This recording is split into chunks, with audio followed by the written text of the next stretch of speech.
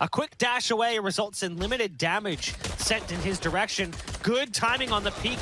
Almost netted them success against MkaeL, who's now got 2 targets to deal with. A big fat paranoia coming through. Corey's trying to do what he can to survive. Babybay's stuck around the corner, has to fight his way out, somehow finds a kill. And we've got ourselves in a 2-on-2, now a 2-on-1. It's numbers advantage for FaZe, and they capitalize. FaZe with a big pistol round win, picking up where they left off on map number 1. Trying to move in is GenG, and they've managed to gain access to the site. Can they hold? We've seen some of these force buys from GenG before, and we saw them in the last map. They weren't as successful on Ascent, but here they've gained site control. And we've got ourselves a 4-on-4 as kills come through as the spike touches pay dirt. The clock ticking down and time going to be a problem for FaZe as they wait for that smoke to dissipate. There's 3 players around the corner. He actually moves away and kind of opens up his teammate to the death squad that was waiting on the other side. GenG survived with 3. Huynh moving on to the site. Picking off 1 as Shawn does as well, but with just pistols in front of them, this isn't exactly a difficult round for GenG to win. Corey will be backing off towards mid to try and get one more for the side of FaZe. Maybe steal an SMG away. Nice dink shots coming out from Corey. Delivers 2 to the dome of player 1. Take 2 and call me in the morning. Bonus round for GenG with the Spectres that they have. And it's going to be another attempt of a split into C. And once again, it's going to be Huynh dashing into his own smoke, but they are ready for it this time. Corey and Marv drop into player 1 in the clutch, but Babybay flies into the air and just planes a little bit, gets the headshot with the knives, and that's 2-2. Might be taken out pretty quickly. Drone to go in first will likely take out that tripwire on short. No, they actually fly over it using the drone to instead spot a position. There's the Hunter's Fury coming out as well. Corey trying to dodge the pulses coming through. Fires a rocket off and misses. Player 1 picked off Corey, but ZachaREEE's found 2 through that dark cover in heaven. Now player 1 trying to sneak in. There with the MkaeL gunning down ZachaREEE through deep into heaven. And now it's a 1v1, the mirror match. Omen v Omen. Spike down on site. Gimon's got the line of sight. The nade around the corner. That was a good heads-up play coming in from FaZe. Unfortunately, Gimon's a little bit further back. But KeckW is in the chat. He's got 69 HP. FaZe now trying to come back in here. It's a flawless round win for GenG as they... And a stack for 3 players towards the seaside, really focused on that area. Made that possibly, 3 players there, but Corey in a very good aggressive position towards a long, forced to fall back as they bait out from the satchel charges to get 2 kills, and Corey chimes in with the 3rd. But GMD, he's not done. He drops 2. Trying to even up the tally on these trades, but he's at 30 HP. A very difficult position right now for the last 2 players of GenG versus 3 very healthy FaZe Clan players. The advantage now, though, because they have 3 players on defense for FaZe Clan, they're playing 1A, 1B, 1C, so this allows a 2-1 take for GenG. And it's looking to be towards this mid side as they fake a smoke towards tower, which allows the rotation of Marv at A link and possibly a plant now coming through. Nowhere to run! Last player stand. 1 enemy remaining. Light goes down, the ult just a little bit late, but it does pick up a kill regardless. It's now down to 1 player and 1 player alone. MkaeL, deep in mid, back behind the big box. This is going to be tough. They've got Omen, so there's the smoke potential on the spike, of course. Exactly where you are. And there's the smoke coming in, and the neural theft as well, making it incredibly difficult. It's just really not a winnable scenario. Both of these teams are really fighting for tournament life, trying to make it into the top 4 for first strike. And this time, GenG just creeping up. This is going to surprise Marv. Easy kill, maybe? It's one way that comes out. Yes, the kill still comes through, but Huynh is at 30 HP. Thankfully, though, they are able to open up onto ZachaREEE in the back of the side as well. As you try to rotate on the defenders, it's going to be a slow rotate. You still have a lurk towards mid. Now, as he gets spotted, it's still going to be MkaeL. Although Babybay had the advantage on the angle. MkaeL was able to switch out to his weapon, get the frag, and it's looking to potentially be a flawless unless GenG really wants to go for the hunt. And as I say that, they're going to try to plant inside the site and potentially play like a fall back and just spray through the smoke in the end. And because FaZe notices that, they're putting most of the stack in the extremities on the defense on the extremities. And also because of that, they're able to quickly push down towards Garage and get the backstab. So you don't even get a spike plant. But GMD pushes towards A-Link. MkaeL back on the flank to get the headshot to Marv. A second onto ZachaREEE. A 2 versus 1. Rawkus, the last man standing, has 2 shock darts. Here's the Omen teleport, but he has control of the spike. Oh my god, he just came out from the shadows and almost got picked by Rawkus. But Gimo was able to fall back. They have a Hunter's Fury too.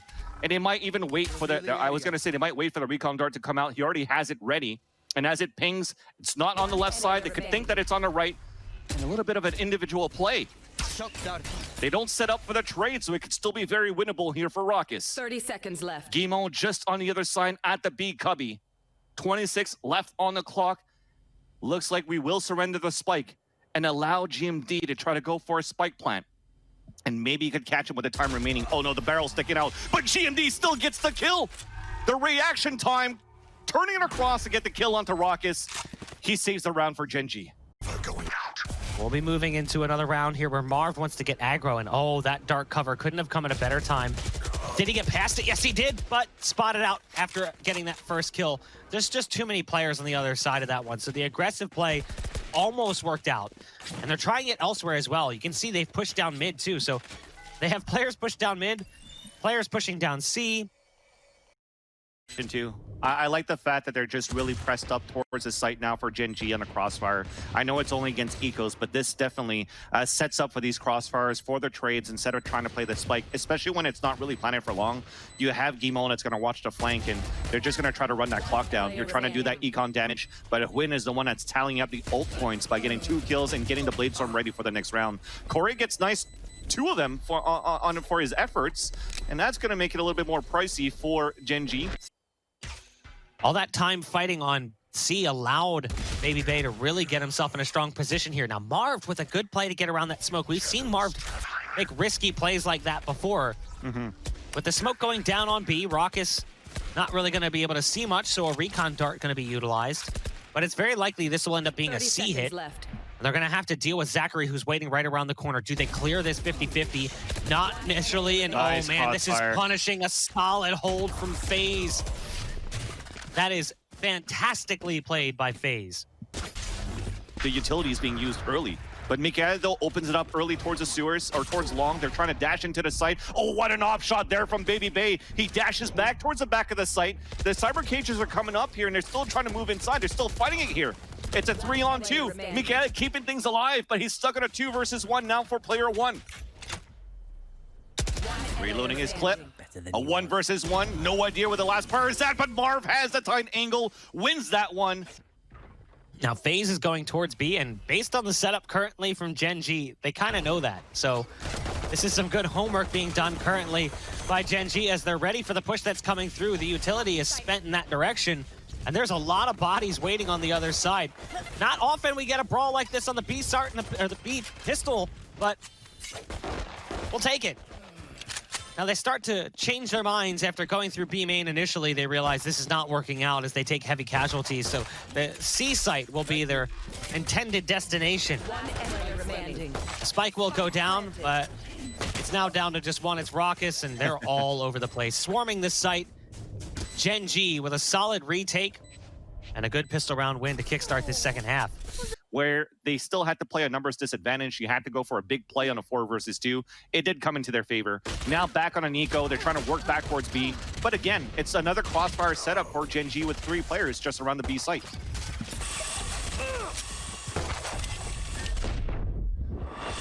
They're grouped up in mid currently as FaZe Clan's trying to do some damage here to GenG.